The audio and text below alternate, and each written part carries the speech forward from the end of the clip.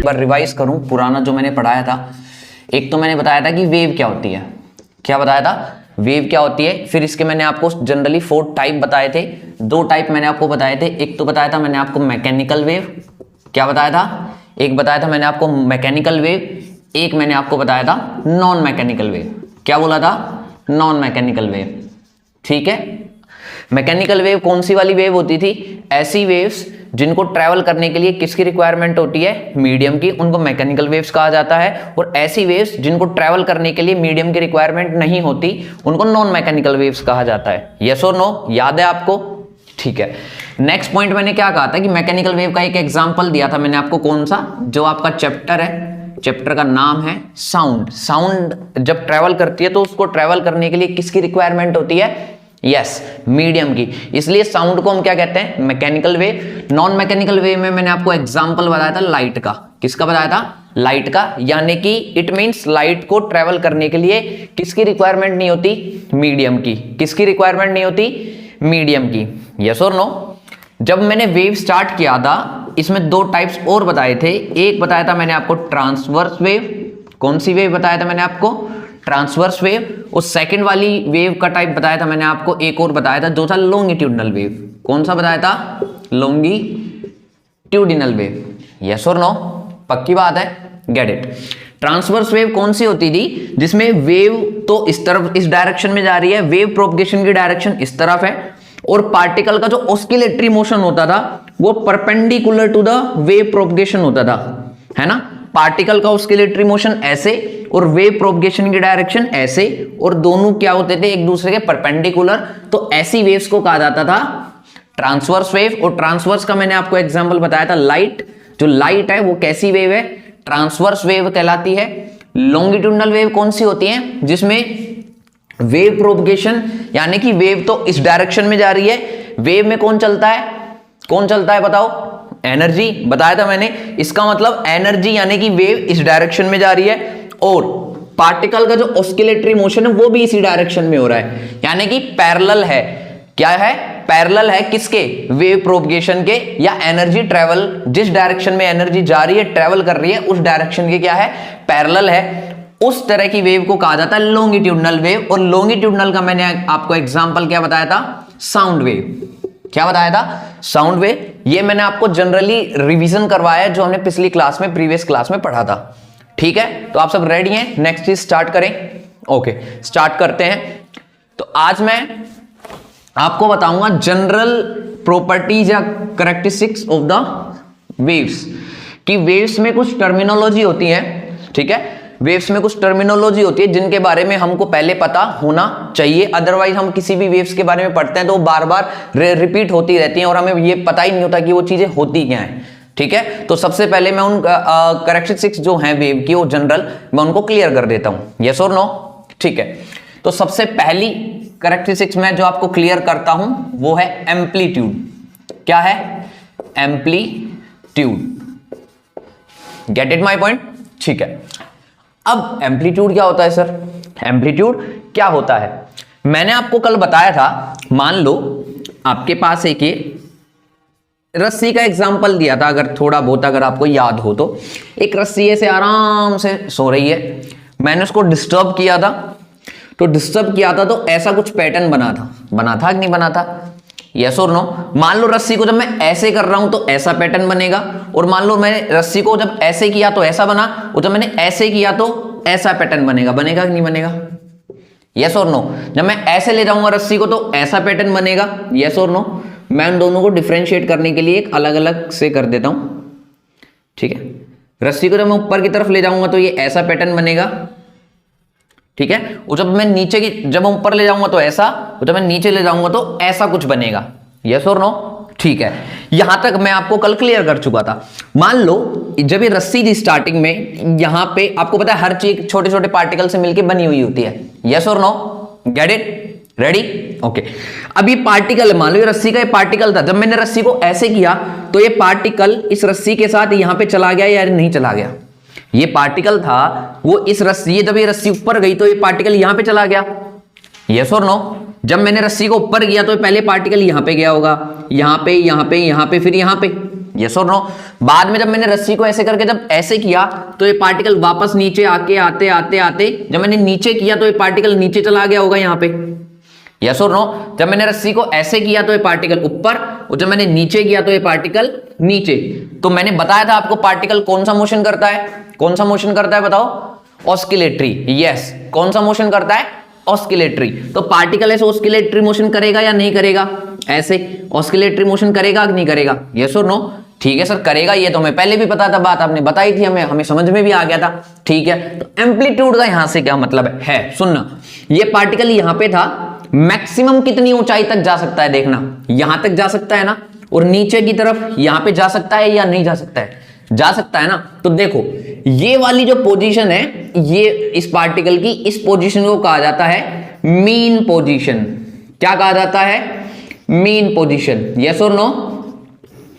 इस वाली पोजीशन को कहा जाता है मीन पोजीशन। बिल्कुल सर समझ में आ गई बात।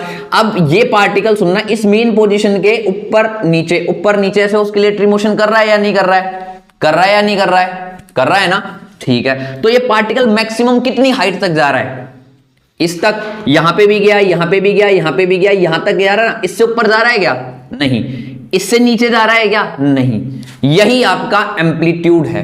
क्या है, एम्पलीट्यूड। मैं वापस रिपीट करता हूं, मैंने क्या कहा है, ये पार्टिकल मैक्सिमम कितनी हाइट तक जा सकता है, इतनी हाइट तक जा सकता है कि नहीं जा सकता है, इतनी हाइट तक ही जा सकता है ना, और नीचे इतनी डेप्थ तक जा सकता है। तो ये जो हाइट या डेप्थ है, ये क्या कहलाती है इस पार्टिकल के लिए, एम्पलीट्यूड। क्या कहलाती है, एम्पलीट्यूड। सर और बाकी पार्टिकल्स का क्या, अरे भाई उनके लिए भी देखो, मान लो ये पार्टिकल है, ये पार्टिकल मैक्सिमम इतनी हाइट तक जा सकता है कि नहीं जा सकता है, ये वाला पार्टिकल मैक्सिमम इतनी डेप्थ तक जा सकता है। तो ये वाली जो हाइट है या ये वाली जो डेप्थ है, ये इसके लिए, इस वाले पार्टिकल के लिए क्या हो गया, एम्पलीट्यूड। क्या हो गया, एम्पलीट्यूड। तो सर समझ में तो आ गया। अगर मैं और समझाऊं, ये वाला पार्टिकल मैक्सिमम ऊंचाई तक जितना जा सकता है, मैक्सिमम ऊंचाई तक या मैक्सिमम डेप्थ तक जितना जा सकता है, ये इसका क्या कहलाता है, एम्पलीट्यूड। क्या कहलाता है, एम्पलीट्यूड। इसका मतलब सर मेन पोजीशन से मैक्सिमम डिस्प्लेसमेंट बोल दो या डिस्टेंस बोलो, कोई दिक्कत नहीं है। यहां पे मेन पोजीशन से मैक्सिमम डिस्प्लेसमेंट जो पार्टिकल की होती है, वो क्या कहलाती है, एम्पलीट्यूड। क्या कहलाती है, एम्पलीट्यूड। बात समझ में आ गई। अगेन आई जस्ट रिपीट, ठीक है, इंग्लिश में कर देता हूं मैं। एम्पलीट्यूड क्या होता है, amplitude is the maximum displacement. Maximum है ना ये, देखो ये पार्टिकल तो यहां पे भी जा सकता है, यहां पे भी जाता है, यहां किसी टाइम पे यहां पे भी होगा, यहां पे भी होगा, यहां पे भी होगा। मैक्सिमम कितनी हाइट तक गया, यहां तक। तो क्या कहा मैंने, amplitude is the maximum displacement. Amplitude is the maximum displacement from the mean position, from the mean position is called आपके पास एम्पलीट्यूड। यस और नो। एम्पलीट्यूड क्या है, एम्पलीट्यूड मैक्सिमम डिस्प्लेसमेंट है मीन पोजीशन से पार्टिकल का। यस और no, yes और no. बात समझ में आ गई अच्छे से, यस। तो एम्पलीट्यूड जब मैं लिखूंगा तो मैं क्या लिखूंगा यहां पे, एम्पलीट्यूड की डेफिनेशंस के बारे में क्या लिखूंगा मैं यहां पे, देखो एम्पलीट्यूड क्या होता है आपके पास, जनरली इसको जो डिनोट किया जाता है वो कैपिटल ए से किया जाता है। किससे किया जाता है, कैपिटल ए से। It is the maximum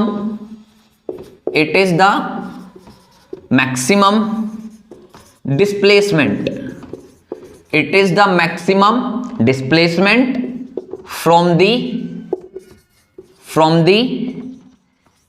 mean position. Yes or no?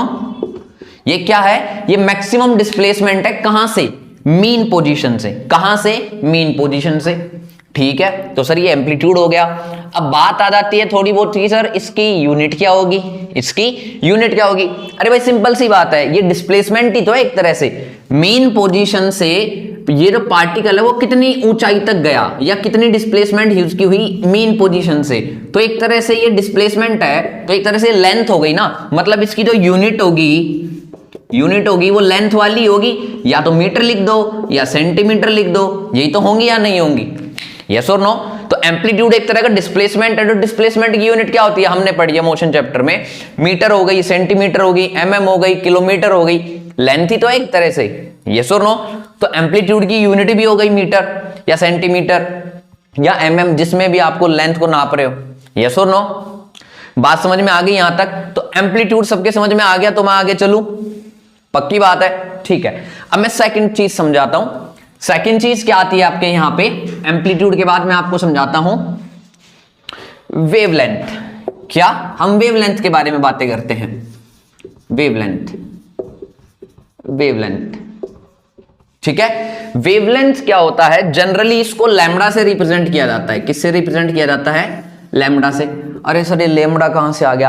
आपको सबको पता है, आपने मोस्ट प्रोबेबली हर बुक के अंदर एक ऐसा अजीब सा वर्ड होता है, ऐसे सिंबल होते हैं, मैथ्स में भी बहुत सारे हैं, अल्फा बीटा गामा, ये सारे के सारे जो ग्रीक डिक्शनरी है उनके जो आप समझ लो अल्फाबेट्स हैं, ये वो हैं। तो लैम्बडा भी वहीं से लिया गया है। लैम्बडा जो होता है ये बनाते कैसे? कई लोगों को बनाना नहीं आता, तो सीधी सी बात है, स्लैश वाला होता है ना, हल्का सा टेढ़ा बनाए और एक स्ट्रेट ऐसे करते, ये लैम्बडा का सिंबल होता है। यस और नो? इसको किसको रिप्रेजेंट करता है? ये वेवलेंथ को। किसको रिप्रेजेंट करता है? वेवलेंथ को। यस और नो? ठीक है सर। अब ये बताओ सर वेवलेंथ क्या होता है? सिंबल तो आ गया, हमें समझ में कहां से लिया गया ये भी पता चल गया। अब ये होती क्या है? देखो जैसा कि नाम से पता चल रहा है, वेव और लेंथ, यानी कि लैम्बडा जो है यानी कि वेवलेंथ है। क्या होता है? वेव की लेंथ। जो वेव है ना उसकी लेंथ जो होती है वो उसको हम क्या कहते हैं? जनरल अगर मैं वर्ड में बताऊं उसे ही हम क्या कहते हैं? वेव की लेंथ को ही हम क्या कहते हैं? Wave length. यस और नो? तो सर पेपर में ऐसे लिख के आएंगे? नहीं, है ना, इसकी भी एक पर्टिकुलर डेफिनेशन है, उसके बारे में हम बातें करते हैं। मान लो वही हमारी घिसी पिटी सी पुराना ये जो हम वेव बनाते हैं हर बार, ये बना दिया। यस और नो? ठीक है, ऐसे हमने ये एक वेव बना दी। बात समझ में आ गई? ये वेव बना दी। यस और नो? होता क्या है, ये जो वेव का जो मैक्सिमम हाइट, ये तो मैक्सिमम हाइट है, ये मिनिमम है, ये तो डेप्थ में हो गई मिनिमम, ये होगी मैक्सिमम। इसको हम कहते हैं क्रस्ट। क्या कहते हैं? क्रस्ट कहते हैं। और इसको हम कहते हैं ट्रफ। क्या कहते हैं? ट्रफ। यस और नो? आपको दिख रहा है? ये नहीं दिख रहा मेरे हिसाब से, मैं बड़ा लिख देता हूं थोड़ा सा। इसको कहते हैं क्रस्ट और इसको कहते हैं ट्रफ। यस और नो? मैक्सिमम जो हाइट होती है उसको हम कहते हैं क्रस्ट। पीक पॉइंट जैसे माउंटेन होता है, माउंटेन की जो चोटी होती है वो क्रेस्ट। यस और नो? जो डेप्थ मतलब एकदम बॉटम मोस्ट जो पॉइंट होता है उसको हम कहते हैं ट्रफ। क्या कहते हैं? ट्रफ। कोई दिक्कत है यहां तक? पक्की बात है, ठीक है। अब यहां पे मैं एक टर्म यूज लूंगा जिसको हम कहते हैं सक्सेसिव, सॉरी कंसेक्यूटिव। क्या होते हैं? कंसेक्यूटिव। ठीक है ना? कंसेक्यूटिव का मतलब क्या होता है? लगातार। मान लो 2 और 3 कंसेक्यूटिव नंबर है, कंसेक्यूटिव का मतलब 2 के जस्ट बाद 3 आता है ना, तो कंसेक्यूटिव का मतलब होता है लगातार। क्या होता है? लगातार। यस और नो? तो वेवलेंथ की डेफिनेशन कैसे दी जाती है? कंसेक्यूटिव समझ में आ गया? नहीं आया? दोबारा बता दूं, जैसे 2 है, 2 के बाद 3 है, तो 2 कंसेक्यूटिव नंबर है। 3 के बाद 4 है, तो 3 और 4 कंसेक्यूटिव नंबर है। लेकिन सर 2 और 4 कंसेक्यूटिव है? नहीं, इनके बीच में एक का गैप है, इनके बीच में एक का गैप है। तो कंसेक्यूटिव का मतलब क्या हो गया? लगातार। क्या हो गया? लगातार। बात समझ में आ गई? ठीक है। अब मैं आपको इसकी डेफिनेशन बताता हूं कि वेवलेंथ क्या होती है। सुने अच्छे से बात सुनना।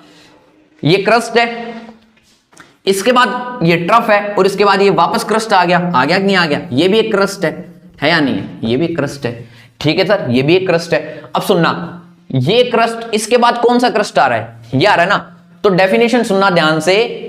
वेवलेंथ क्या होती है? It is the displacement between 2 consecutive crust और ट्रफ। यस और नो? वापस मैं एक बार हिंदी में रिपीट करता हूं। वेवलेंथ क्या होती है? वेव के अंदर 2 कंसेक्यूटिव यानी कि 2 लगातार क्रस्ट के बीच की जो डिस्प्लेसमेंट होती है। डिस्प्लेसमेंट मतलब ये वाला, अगर आपको याद हो तो मैंने बताया था डिस्प्लेसमेंट निकालने के लिए जिन 2 पॉइंट के बीच की आपको डिस्प्लेसमेंट चाहिए, उन 2 पॉइंट्स को डायरेक्ट क्या कर दो? मिला दो। डायरेक्ट क्या कर दो? मिला दो। मान लो ये पॉइंट है, एक ये पॉइंट है, बताओ डिस्प्लेसमेंट क्या है? इन दोनों पॉइंट को डायरेक्ट मिला दो, ये इनकी डिस्प्लेसमेंट है। यस और नो? तो ये क्रस्ट है, ये क्रस्ट है। मैंने क्या कहा? Wavelength is the displacement, wavelength is the displacement between 2 consecutive. Consecutive का मतलब लगातार। तो इसके बाद तो यही क्रस्ट है ना, तो ये वाला क्रस्ट और ये वाला क्रस्ट, मतलब एक ये वाला पॉइंट हो गया, एक ये वाला पॉइंट हो गया। तो क्या आता है, it is the displacement between two consecutive crust, ठीक है ना, यस और नो, डिस्प्लेसमेंट, सॉरी डिस्प्लेसमेंट। तो इन दो क्रस्ट के बीच का जो डिस्प्लेसमेंट है वो ये है, इसी को हम क्या कहेंगे, वेवलेंथ। क्या कहेंगे, वेवलेंथ। बात समझ में आ गई। हाँ, एक वर्ड और बोला मैंने, ट्रफ। ट्रफ के बीच की ले लो, दो कंसेक्यूटिव ट्रफ के बीच की डिस्प्लेसमेंट ले लो, या दो कंसेक्यूटिव क्रस्ट के बीच की ले लो। कैसे सर, कैसे ले लें, ये भी आपको पता है एक ट्रफ है, क्या है, ट्रफ है। तो ये वाला ट्रफ, इसके बाद वाला कंसेक्यूटिव ट्रफ आपका ये है, यस और नो। तो इन दोनों के बीच की डिस्प्लेसमेंट ये वाली होगी या नहीं होगी, तो ये भी क्या कहलाएगी आपकी, वेवलेंथ। क्या कहलाएगी, वेवलेंथ, यानी कि वेव की लेंथ, यस और नो। बात समझ में आ गई, ठीक है। तो सर अब इसको हम लिखे कैसे, अरे लिख दो, इंग्लिश नहीं बनानी आती तुमको, है ना। तो लिखते हैं इसको, देखते हैं कैसे लिखें। इट इज, है ना, लिखते हैं इसको, it is the displacement, it is the displacement between two consecutive, between two consecutive crust, यानी कि दो लगातार क्रस्ट के बीच का जो डिस्प्लेसमेंट है वो, और ट्रफ, या दो कंसेक्यूटिव ट्रफ है उसके बीच की जो डिस्प्लेसमेंट है उसको हम क्या कहेंगे, वेवलेंथ कहेंगे। क्या कहेंगे, वेवलेंथ कहेंगे। यस और नो, पक्की बात है, यस और नो, क्लियर है, डन है, ओके। अब अगर मैं आपसे पूछूं कि वेवलेंथ की यूनिट बताओ, कि वेवलेंथ की यूनिट क्या होगी, वेवलेंथ को कैसे नापते हैं, अरे सर ये भी दिक्कत। अरे भाई देखो, वेवलेंथ भी, अगर ध्यान से अगर आप देखो तो वेवलेंथ भी एक तरह की क्या है, डिस्प्लेसमेंट ही है। मैंने क्या बोला, वेवलेंथ क्या है, डिस्प्लेसमेंट है दो कंसेक्यूटिव क्रस्ट या ट्रफ के बीच की। तो इसका मतलब सर इसकी भी वही यूनिट होगी जो डिस्प्लेसमेंट में यूज करते थे, बिल्कुल वही होगी। मतलब अगर मैं इसके यूनिट के बारे में बात करूं तो इसकी यूनिट भी क्या होगी, मीटर या सेंटीमीटर एटसेट्रा, किलोमीटर, जिसमें भी आप लेंथ कर सकते हैं। कोई दिक्कत है, कैसी भी अच्छे से। तो ये दो टर्म्स आपके क्लियर हुई या नहीं हुई, हो गई ना, पक्की बात है। नेक्स्ट टर्म पे चले, डन, ओके। नेक्स्ट टर्म पे चलते हैं।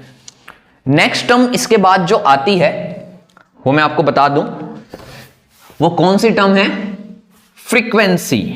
क्या, फ्रीक्वेंसी। आपने सबने सुना है फ्रीक्वेंसी के बारे में, सुना होगा, है ना, सुना है या सुना सुना है ना, शांति एकदम, सुना सुना है या सुना सुना है, सुना है, सुना होगा, वैसे बता रखा है मैंने वैसे भी कई बार, वापस देख लो, कोई नहीं। फ्रीक्वेंसी क्या है, फ्रीक्वेंसी। फ्रीक्वेंसी को दो सिंबल से रिप्रेजेंट किया जाता है, या तो स्मॉल एफ से, या कई बार एक वर्ड वही ग्रीक डिक्शनरी से, एक म्यू होता है, क्या होता है, म्यू बोलते हैं इसको, कोई दिक्कत नहीं है। मैं जनरली एफ से ही करता हूं, एफ फॉर फ्रीक्वेंसी, तो ये थोड़ा सिंप्लीफाइड टाइप का रहता है, समझ में भी आ जाता है, याद भी रहता है, इसलिए मैं जनरली एफ से करता हूं। यस और नो, ठीक है। तो सर ये फ्रीक्वेंसी क्या होती है, फ्रीक्वेंसी क्या होती है, तो इसका तो मैंने बहुत सिंपल सा एग्जांपल है। मान लो एक आपके पास एक ग्राउंड है, एक प्लेग्राउंड है, प्लेग्राउंड है सर्कुलर, कैसा है, सर्कुलर। यस और नो, यस और नो। मान लो 1 मिनट के अंदर, या मैं कहूं 5 मिनट्स के अंदर, कितने मिनट के अंदर, 5 मिनट के अंदर आप इस ग्राउंड के 2 चक्कर पूरे कर लेते हो। मैं बड़ा लिख दूं, आपको शायद दिख नहीं रहा होगा, सॉरी, है ना। मान लो इस ग्राउंड के आप, ये ग्राउंड भी थोड़ा सा इधर बना देता हूं, मान लो ग्राउंड है सर्कुलर, ठीक है। आप इस 5 मिनट के अंदर इस ग्राउंड के मान लो 2 चक्कर पूरे कर लेते हो। कितने चक्कर, 2 चक्कर कर लेते हो, यस और नो। तो मुझे एक बात बताओ, 1 मिनट के अंदर कितने चक्कर पूरे कर लोगे, 2/5 चक्कर, यस और नो, यस और नो। तो यही क्या कहलाएगा आपका, है ना, यही आपका क्या कहलाएगा, फ्रीक्वेंसी। क्या कहलाएगा, फ्रीक्वेंसी। यानी कि सर फ्रीक्वेंसी का मतलब ये होता है कि 1 मिनट में कितना चक्कर लगाया, नहीं, 1 मिनट लगा लो, 1 सेकंड लगा लो, या 1 घंटा लगा लो, यानी कि per unit time, per unit time. Unit time का मतलब यूनिट आप कुछ भी ले सकते हो, मिनट भी हो सकती है, आवर भी हो सकती है और सेकंड भी हो सकती है। पर यूनिट टाइम, यानी कि यूनिट टाइम, यूनिट का मतलब एक, यूनिट का मतलब एक, और यूनिट जो भी आप लो, सेकंड लो, मिनट लो या आवर लो, है ना। यूनिट टाइम के अंदर, किसके अंदर, यूनिट टाइम, 1 मिनट या 1 आवर या 1 सेकंड, यस और नो, पक्की बात है। इसके अंदर आप कितने चक्कर लगाते हो, क्या लगा लेते हो, किसी भी ग्राउंड के आप चक्कर लगा लेते हो, वो आपकी क्या कहलाती है, फ्रीक्वेंसी। क्या कहलाती है, फ्रीक्वेंसी। ठीक है सर, ये तो चक्कर का हो गया। ऑस्किलेशन में भी वही है। मान लो आपके पास ये पेंडुलम है, ये पेंडुलम है, पेंडुलम ऑस्किलेटरी मोशन पता है, करता है, आपको सबको पता है, टू एंड फ्रो मोशन करता है कि नहीं करता है, यस और नो, गेट इट। नेक्स्ट देखना, पेंडुलम है, इधर गया, वापस इधर आया और वापस इधर आ गया, इधर गया, वापस इधर आया और वापस आ गया, तो एक चक्कर पूरा हो गया ना इसका, एक ऑस्किलेशन पूरा हो गया, इसको कहते हैं एक ऑस्किलेशन। इधर गया, इधर आया और वापस इधर, अब इसका एक ऑस्किलेशन पूरा हुआ, है ना। नहीं समझ में आया, चलो मैं आपको वेव से समझाता हूं, है ना, मैं आपको वेव से समझाता हूं, वेव से देखते हैं। मैं वेव बनाता हूं अभी, मान लो कि वेव है ना, ये है, तो देखना एनर्जी, सुना, एक बार ऊपर गई मैक्सिमम, फिर नीचे आती है, ऐसे चलते चलते चलते चलते चलते चलते चलते वापस आ गई ना, तो देखो एनर्जी एक बार ऊपर गई, एक बार नीचे गई, फिर वापस उसी ओरिजिनल पोजीशन पे आ गई, नहीं आ गई। इसको कहेंगे वन ऑस्किलेशन। क्या कहेंगे, वन ऑस्किलेशन। क्या कहते हैं इसको, वन ऑस्किलेशन। ये वन ऑस्किलेशन हो गया ना, ये कितने टाइम के अंदर होता है, ये वन ऑस्किलेशन हो गया, ये वन ऑस्किलेशन हो गया, इसको वन ऑस्किलेशन कहते हैं, यस और नो। अब मैं कहता हूं 1 सेकंड के अंदर, 1 मिनट के अंदर या 1 घंटे के अंदर ऐसे कितने ऑस्किलेशन हुए, ऐसे कितने ऑस्किलेशन हुए, उसी को हम क्या कहते हैं, फ्रीक्वेंसी। क्या कहते हैं, फ्रीक्वेंसी। तो वेव के बारे में बात करें तो ऑस्किलेशन की बात होगी, ना कि चक्कर होगी, रोटेशन की बात तो ना होगी, किसकी बात होगी, ऑस्किलेशंस की होगी। बात वही है जो मैंने बताया, वो भी आपकी क्या है, फ्रीक्वेंसी ही कहलाती है, ये भी फ्रीक्वेंसी ही है। ठीक है, फर्क सिर्फ रोटेशन का और किसका है, आपके पास ऑस्किलेशंस का है, यस और नो। बात समझ में आ गई अच्छे से, ठीक है। अब क्या होता है आपके पास, फ्रीक्वेंसी। अब सर लिखे कैसे इसको, अब सर लिखे कैसे इसको, ठीक है, तो देखना, देखते हैं भी, number of oscillation in per unit time, number of oscillations in per unit time. देखें, नंबर ऑफ ऑस्किलेशंस, कितने ऑस्किलेशन होते हैं इन पर यूनिट टाइम, कितने ऑस्किलेशन होते हैं पर यूनिट टाइम के अंदर, उसको हम क्या कहते हैं, फ्रीक्वेंसी। क्या कहते हैं, फ्रीक्वेंसी, यस और नो, पक्की बात है, अच्छे से, ठीक है। ये बात समझ में आ गई अच्छे से, एकदम बढ़िया समझ में आ गई, ठीक है। इसकी यूनिट के बारे में अभी मैं चर्चा करूंगा, क्योंकि मैं अभी 2 फॉर्मूले, इसका फॉर्मूला भी बनाना है, तो फॉर्मूले के बेस्ड पे मैं आपको इसकी यूनिट भी बताऊंगा। अभी थोड़ी देर के लिए इसकी यूनिट के लिए रुके। तो फ्रीक्वेंसी वैसे समझ में आ गई। फ्रीक्वेंसी क्या होता है, नंबर ऑफ ऑस्किलेशन, कितने ऑस्किलेशन हुए, कितने ऑस्किलेशन हुए 1 सेकंड के अंदर, 1 सेकंड के अंदर या 1 मिनट के अंदर या 1 घंटे के अंदर, यस और नो। बात समझ में आ गई, तो ये आपकी फ्रीक्वेंसी है, गेट इट। आगे चले, ठीक है। 4th statement, time period. क्या, टाइम पीरियड, यस और नो, टाइम पीरियड, ठीक है सर। टाइम पीरियड के बारे में देखते हैं। टाइम पीरियड क्या होता है सर, ये सुना सुना वर्ड होगा आपका बहुत ज्यादा। क्या होता है टाइम पीरियड, अरे सिंपल सी बात है भाई, सुनना। अभी तक मैंने क्या किया था, ये ग्राउंड है, ये ग्राउंड था। अभी मैंने बताया था कि नहीं बताया था आपको, मैंने कहा था कि 5 मिनट के अंदर आप इस ग्राउंड के 2 चक्कर लगाते हो, लगाते हो कि नहीं लगाते हो, लगाते हो कि नहीं लगाते हो, या मैं इसको उल्टा लिख दूं, 2 चक्कर आपने कितने टाइम में लगाए, 5 मिनट में। कितने लगाए, 5 मिनट में। तो मुझे एक बार बताओ, 1 चक्कर कितने टाइम में लगेगा, 1 चक्कर जो आप, या 1 रोटेशन जो आप इस ग्राउंड का लगाओगे, वो लगेगा 5/2 मिनट, लगेगा कि नहीं लगेगा। तो ये जो कहलाता है टाइम, कौन सा टाइम, 1 चक्कर में आपको कितना टाइम लगा, ये जो टाइम होता है वो क्या कहलाता है आपका, टाइम पीरियड। बात समझ में आ गई अच्छे से, अगेन आई जस्ट रिपीट, एक चक्कर किसी भी ग्राउंड का, एक चक्कर आपने कितने टाइम के अंदर लगाया, वो आपका क्या कहलाता है, टाइम पीरियड। क्या कहलाता है, टाइम पीरियड। बात समझ में आ गई? ठीक है सर, अब चक्कर आप कह रहे थे, अभी तो ऑस्किलेशन की बात होगी। अरे ऑस्किलेशन की कर लो, एक ऑस्किलेशन के अंदर कितना टाइम लगेगा, एक ऑस्किलेशन के अंदर कितना टाइम लगेगा, वो आपका क्या कहलाता है, टाइम पीरियड। सिंपल सी बात समझ में आ गई? ठीक है, तो डेफिनेशन में क्या लिखेंगे, time required in one oscillation. ठीक है, वन ऑस्किलेशन के अंदर कितना टाइम रिक्वायर्ड होता है, उसको हम क्या कहते हैं, टाइम पीरियड। क्या कहते हैं, टाइम पीरियड। कोई दिक्कत है सबको? अच्छे से बात समझ में आ गई? वन ऑस्किलेशन के अंदर कितना टाइम लगा, ये टाइम पीरियड कहलाता है। बात समझ में आ गई? कई बार क्या होता है, हमें फ्रीक्वेंसी और टाइम पीरियड के बीच में कंफ्यूजन हो जाता है, तो इस बात को ध्यान रखें, है ना।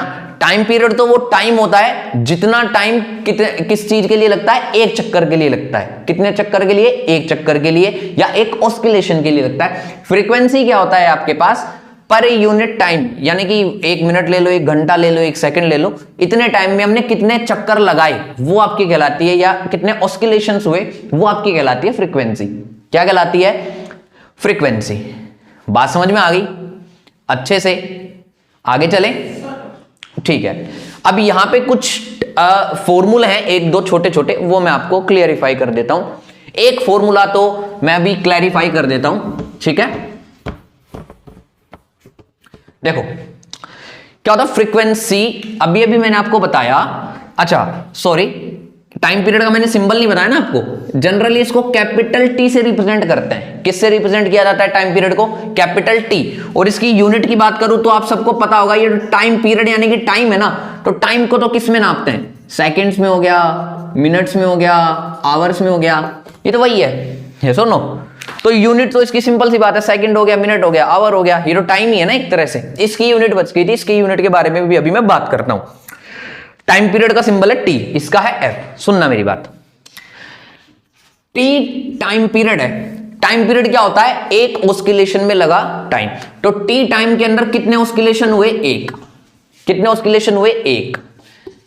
टी टाइम के अंदर एक ऑस्किलेशन हुआ या एक रोटेशन हुआ, तो एक यूनिट टाइम के अंदर, 1 यूनिट, आपको दिख नहीं रहा होगा, सॉरी मैं बड़ा लिख देता हूं थोड़ा सा। टी टाइम के अंदर एक चक्कर लगा, तो एक टाइम के अंदर कितना चक्कर लगेगा, 1/में टी, 1/में टी। ध्यान से सोचना, एक टाइम यानी कि यूनिट हो गया ना, एक को हम क्या बोलते हैं, यूनिट। यूनिट का मतलब 1, तो एक यूनिट टाइम के अंदर कितना चक्कर लगा, 1/में टी। और इसको हम क्या बोलते हैं, हाँ फ्रीक्वेंसी, है ना, नंबर ऑफ ऑस्किलेशन। एक के टी टाइम के अंदर एक चक्कर लगाया, एक ऑस्किलेशन लगा, तो एक टाइम के अंदर कितना ऑस्किलेशन होगा, 1/में टी, या कितना चक्कर होगा, 1/में टी। यस और नो, पक्की बात है। तो इसी को हम क्या कहते हैं, फ्रीक्वेंसी। तो इसको मैं लिख सकता हूं F इक्वल्स टू 1/में टी। ये आपको फॉर्मूला याद होना चाहिए, मोस्ट इंपॉर्टेंट फॉर्मूला है ये। यस और नो, पक्की बात है सबको, ठीक है। और सिर्फ यूनिट आप बता रहे थे, यूनिट तो आपने बताई नहीं, आपको भी नहीं आती क्या? अरे आती है भाई, आती है। सुनना, एक मैंने आपको बता रखा है क्लास में भी कि आप फॉर्मूले से कैसे यूनिट बना सकते हैं। तो ये तो कांस्टेंट है एक, तो 1 डिवाइड का साइन आ गया, टी। ठीक है, टाइम है, टाइम में मान लो ले लूं सेकंड, क्या ले लूं, सेकंड। तो 1/में सेकंड, जब सेकंड की पावर यहाँ पे 1 है, पता है आपको, जब कुछ भी नहीं लिखते इसका मतलब पावर 1 है। जब मैं इसको ऊपर ले जाऊंगा तो -1 हो जाएगी ना, ठीक है। तो सेकंड इनवर्स, इसको बोल रहे हैं इनवर्स। तो सेकंड इनवर्स आपके किसकी यूनिट हो गई, फ्रीक्वेंसी की। किसकी यूनिट हो गई, फ्रीक्वेंसी की। यानी इसकी जो यूनिट होती है आपके पास क्या होती है, सेकंड इनवर्स। अगर मैं मीटर लेता हूं इसकी यूनिट यहाँ पे टाइम की, तो मीटर इनवर्स। आवर लेता हूं तो आवर इनवर्स। यस और नो, बात समझ में आ गई अच्छे से, ठीक है। तो आज मैंने आपको 4 टर्म्स के बारे में बेसिक आपको जानकारी दी है। पहला मैंने आपको बताया एम्पलीट्यूड, सेकंड मैंने आपको बताया वेवलेंथ, थर्ड मैंने फ्रीक्वेंसी, और फोर्थ मैंने आपको टाइम पीरियड के बारे में एक बार बताया। यस और नो, ठीक है। तो आज के लिए इतना ही, बाकी का काम हम कल करेंगे। तब तक के लिए गुड बाय।